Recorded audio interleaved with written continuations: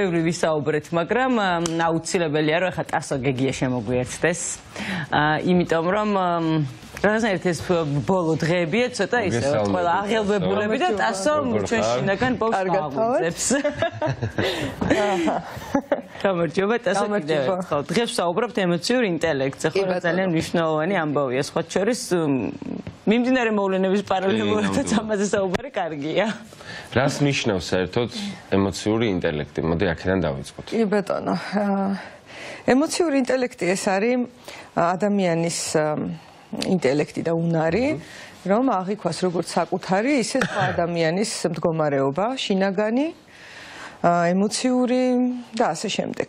ანუ რომ გავამარტივოთ, რაღაცნაირად დაკვირვების უნართან არის დაკავშირებული რა.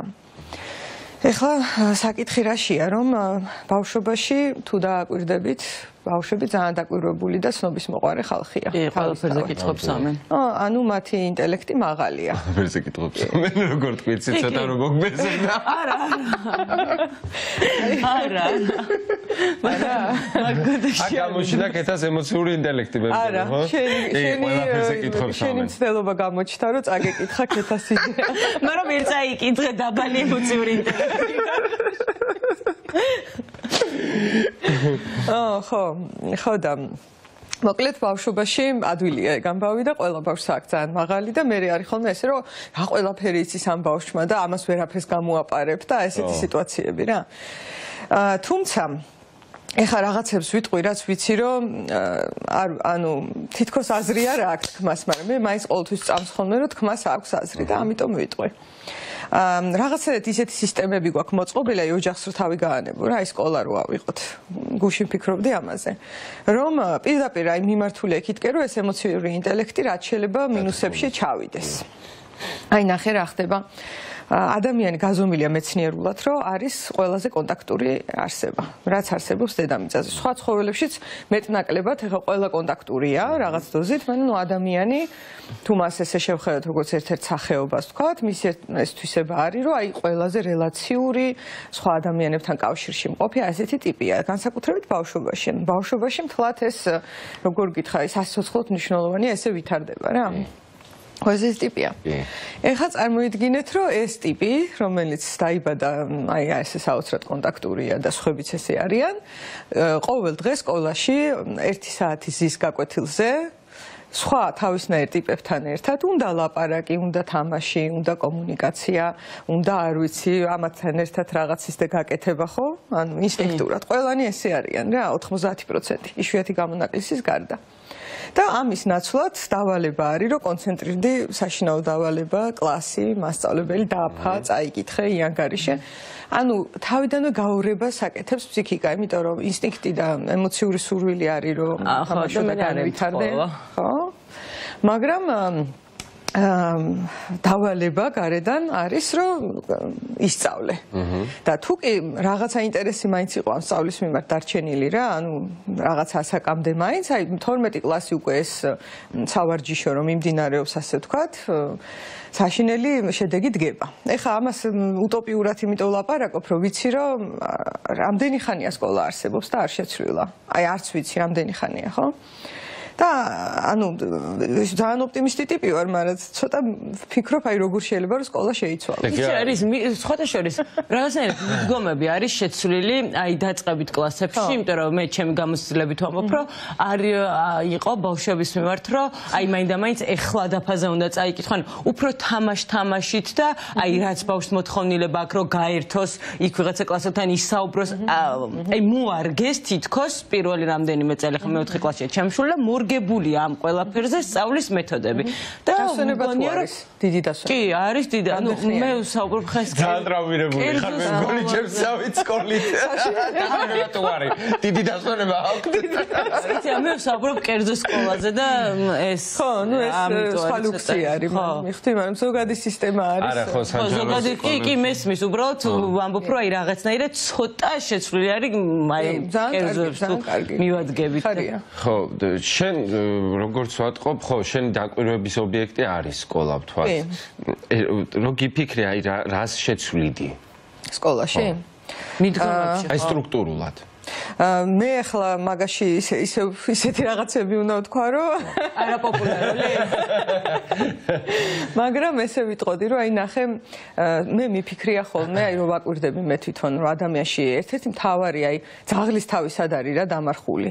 რომ ხო ფაქტია, რომ ეხა 21 საუკუნეში სიტყვაზე საკვები, სასმელი, ტანსაცმელი, სიცივის პრობლემა, რაღაც მედიკამენტები, ესენი მაინც პლუს მინუს ეხა რო შეადარო შუა საუკუნეებში პირობითად ადამიანს რა შედარება. მეფის ისა გვაქვს, ანუ შუა საუკუნეებში მეფეს რო ქონდა ლუქსი, ეხა საშუალო ფენის ადამიანს ეგეთი ლუქსი აქვს რა, ზუსტად. ან შეიძლება უკეთესი.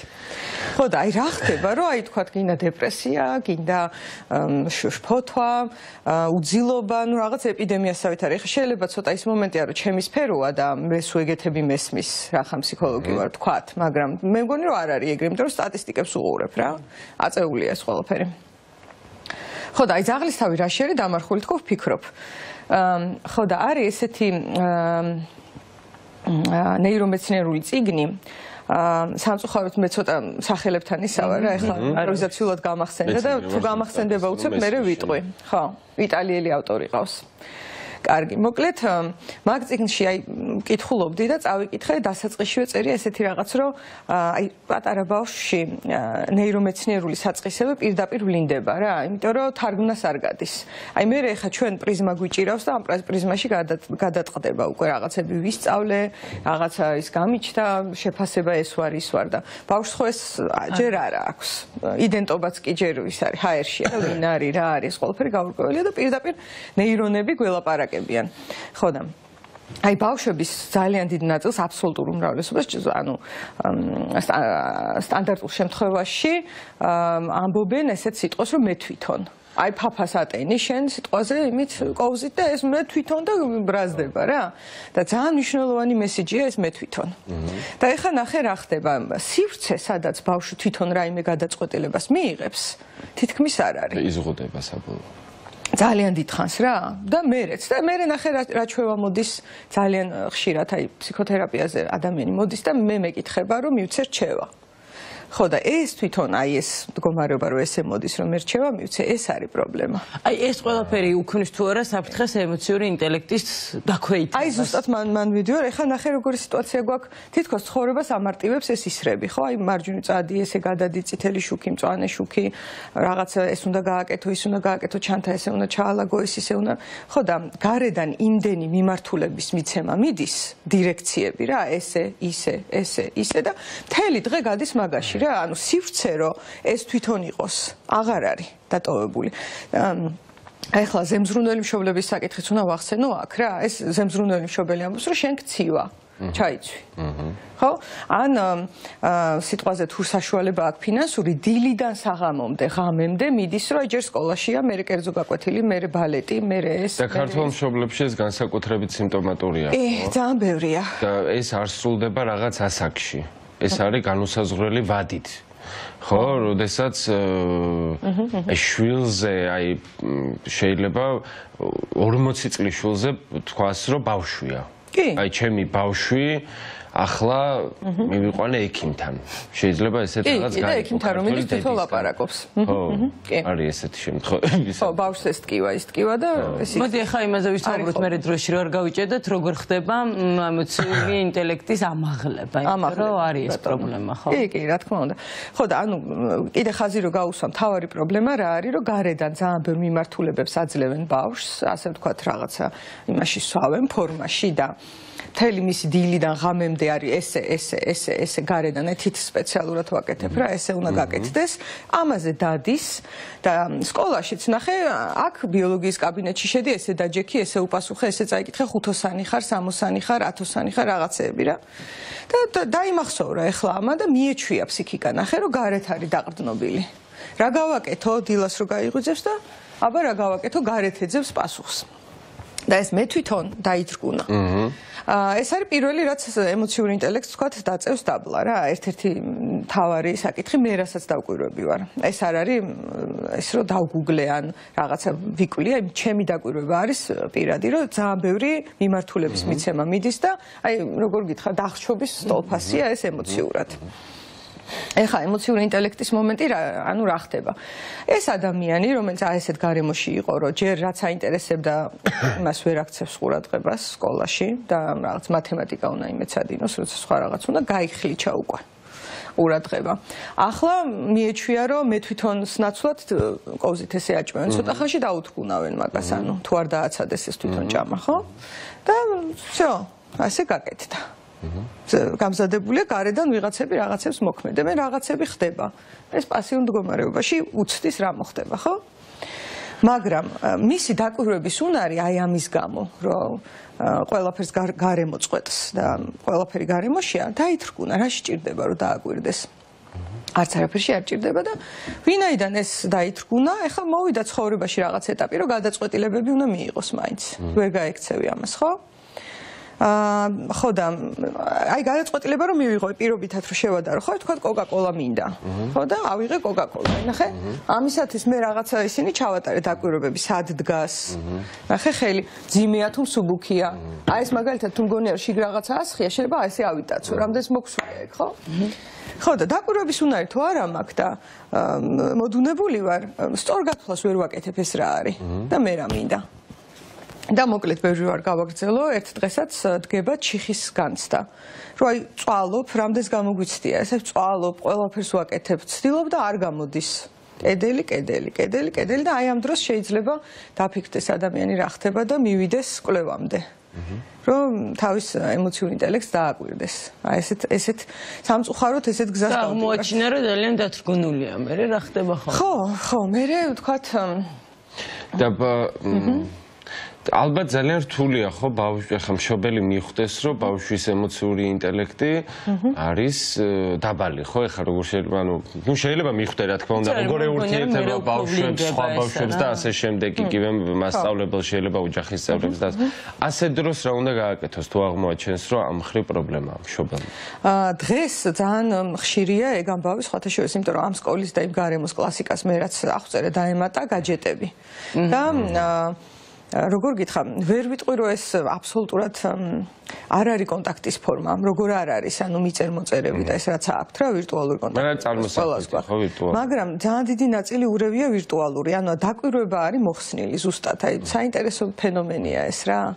აი თქვათ მე ხა შენ რო გესაუბრები, თან ვაკვირდები რომ თქვათ გაინტერესებს, არ გაინტერესებს, საით ჯობი, ანუ ამას თავისით აკეთებს ჩემი გონება და თუ მე გწერ, მაგას ვერ ვაკეთებ უკვე. და ამიტომ მაგ ხრივაც დაიწია ძალიან კონტაქტება. მშობელმა რაც შეიძლება გააკეთოს დღეს აი მართლა ძალიან მნიშვნელოვანი არის რომ ბავშვს მისცე ისეთი გარემო, სადაც შეძლებს ცოცხალ ნამდვილ კომუნიკაციას, ხო? და ახლა მაგაზე გამახსენდა რომ მე ვსწავლობდი და ახლა ვსწავლობ საქართველოს ეროვნულ გეშტალტ ინსტიტუტში. რომელიც დააფუძნეს თეა გოგოტიშვილმა და დიმიტრი ნადირაშვილმა და ეგენი აწყობენ ხოლმე ბანაკს, გეშტალტ თერაპიულ საბავშვო ბანაკს. სადაც ჩემშვილებს ყოველწელს უშვებ. და აი ზუსტად აი ეს არის მოცემული იქ. იმ ბანაკში შენი შვილი 10-დან 15 წლამდე ბავშვებისთვის არის, მიდის და ასე თქვა ბანაობს, აი დაცურავს ნამდვილ კონტაქტში და იმაღლებს ემოციურ ინტელექტს. მე მსმენია ძალიან კარგი იქნება. ხო, რა თქმა უნდა. მე მსმენია არაერთხელ რომ ბავშვის ემოციური ინტელექტი რომ აამაღლო, ამისთვის ძალიან კარგია თუ მას მიუყვან თქვათ ან კატას, ან ძაღლს, ცხოველს რა სახლში. მართლა? ხო, ეს რამდენად არის ეს სიმართლე? მართალი არის. იმიტომ რომ საკმაოდ გავრცელებული აზრია. კი. რომელზეც ზრუნვა უწევს მერე ამ ცხოველზე. გავიგე. ასე შემდეგ, ხო. კი, ემპათიასაც ავითარებს. ემპათიას ავითარებს. ემპათია ერთ-ერთი ნაწილი არის ამ თანაკას ემპათია მაინც ყველა მიცის და აი საკუთარი თავის აღქმა ცოტა მიცის რო არის ემოციური ინტელექტი. awareness არის ინგლისური. ახლოთ ვერ გადმოდის თლად კარგად. აზრზე ხარ. აი ეს მოკლედ მნიშვნელოვანია ძალიან რომ მშობლებმა პირველ რიგში გაიაზრონ ეს ყველაფერი და მიექცენ ყურადღება იმ გარემოს, სადაც თქვათ მათი შვილები არიან და ანუ ან როგორ შეუქმნან ეს გარემო, ხო? ნამდვილად. ერთმანეთშიც მნიშვნელოვანია აი ბავშვს თავი დაანებო დასრულ ადამიანებს შორის.